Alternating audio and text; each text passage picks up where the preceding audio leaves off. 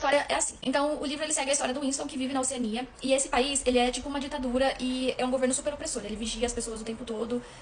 Existem coisas que são um pouco fantásticas, assim, alguns elementos fantásticos, que é, por exemplo, o pensamento crime, que é exatamente isso. O governo, ele pode te prender simplesmente porque ele acha que você tá pensando em cometer um crime, não porque você cometeu ou fez alguma coisa. Só o fato de pensar sobre já é um crime. E eles não conseguem ler a sua mente, eles só assumem que eles veem pelo seu comportamento, que acham que você tá estranho, tá pensando em cometer um crime, então acabou, é preso. O que faz esse livro ser um clássico? O fato de que ele foi escrito em 1949, mas ele é extremamente atual. Tecnologia, ele descreve uma tecnologia que as pessoas têm em casa, que é o meio do governo vigiar as pessoas, que são telas que ficam na parede, em alguma parede da casa, e elas ouvem tudo e filmam tudo que acontece dentro da sua casa.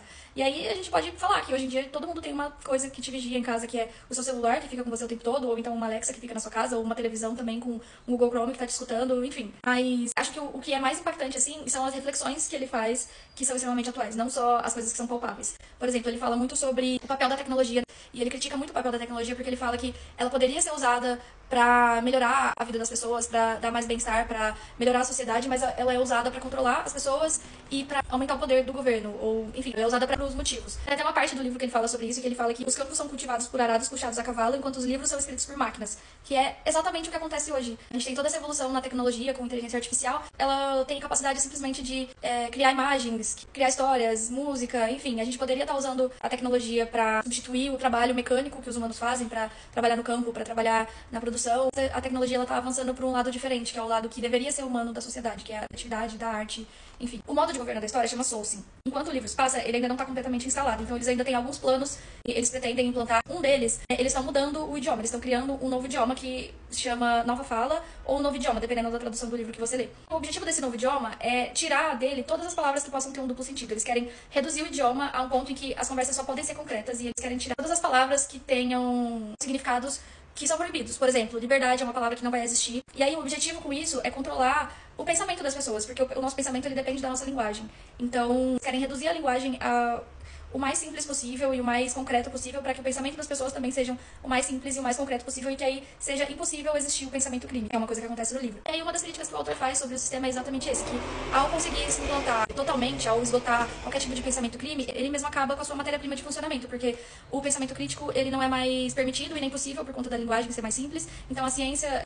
desenvolve mais, nada de novo é criado, porque as pessoas não têm mais criatividade, elas não têm nem como pensar em criar algo novo, e aí até os próprios lemas do partido eles vão ter que mudar, porque um dos lemas do partido é liberdade é escravidão.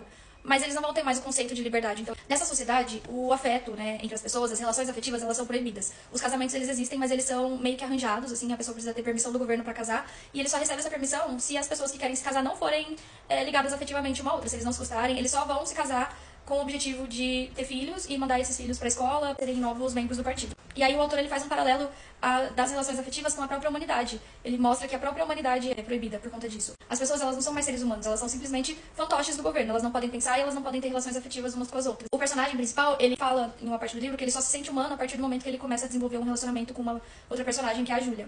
Na história, existe uma parte da população que é chamada de proletas, que faz ali um paralelo com o proletariado, né? São a massa da população. Eles são trabalhadores explorados e eles são totalmente marginalizados. Eles vivem em comunidades separadas. O governo, ele não considera essas pessoas humanas.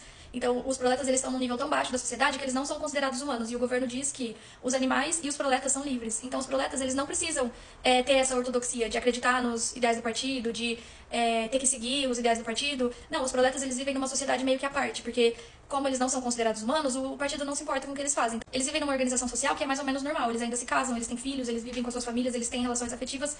E o livro ele faz essa reflexão de que, pelo partido, os proletas não são humanos e os membros do partido são. Mas o personagem principal acredita que só os proletas são humanos, porque só eles aí se relacionam uns com os outros de maneira pessoal. E aí o Winston, ele tem esperança de que essa revolução um dia vai acontecer e que quem vai fazer essa revolução são os proletas. Ele fala em alguns momentos, se existe esperança, a esperança está nos proletas. Acho que no final, 1984 é um livro que tem muitas camadas. Fala sobre como a nossa humanidade ela é afetada pelo meio que a gente vive, pela tecnologia, pelo governo, pelas nossas relações interpessoais, como essas relações mudam de acordo com o tempo, a época que a gente vive.